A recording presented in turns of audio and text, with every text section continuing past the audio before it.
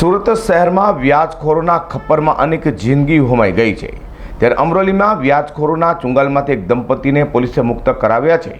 જોકે ગોડાદરામાં વ્યાજખોરોએ મચાવેલો આતંક સીસીટીવીમાં કેદ થવા પામ્યો છે અને આ મામલે ગોડાદરા પોલીસ મથકે ફરિયાદ પણ નોંધાઈ છે। ગોડાદરા પોલીસ અને સ્થળ પરથી મળતી માહિતી મુજબ લક્ષ્મી પાર્ક ખાતે રહેતા શ્યામજી માધા બલદાણિયા બાંધકામનો ધંધો કરે છે।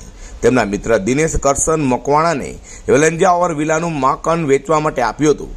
આ મકાનનો 20 લાખ રૂપિયાની રકમના અવેજમાં દસ્તાવેજ કરી આપ્યો હતો। 4 મહિના પછી દિનેશ મકવાણાએ મકાનની રકમ વ્યાજ સાથે પરત કરીને 44 લાખ રૂપિયાની રકમની માંગણી કરી હતી। ઉપરાંત દિનેશ કરસર મકવાણા અને હરેશ ધીરુ બલદાણિયાએ શ્યામજી બલદાણિયાના ઘરે તોડફોડ કરીને વ્યાજ સાથે 44 લાખ રૂપિયાની રકમ ચૂકવવા ધમકી આપી હતી, જે સમગ્ર ઘટના સીસીટીવીમાં કેદ થઈ છે। બનાવને લઈને શ્યામજી બલદાણિયાની ગોડાદરા પોલીસ મથકમાં ફરિયાદ નોંધાવી હતી, જેને લઈને પોલીસે તપાસ હાથ ધરી છે। હાલ એક તરફ સુરતમાં વ્યાજખોરોનો ખપ્પરમાં હોમાયેલા લોકોને પોલીસ બચાવી રહી છે, ત્યારે ગોડાદરામાં વ્યાજખોરોએ આતંક મચાવ્યો હોય, જે વ્યાજખોરો સામે તાત્કાલિક પોલીસે કડકમાં કડક પગલાં લેવા જોઈએ તે માંગ ઉઠવા પામી છે। અઝર કુર્સી સાથે હર્ષદ સેટા।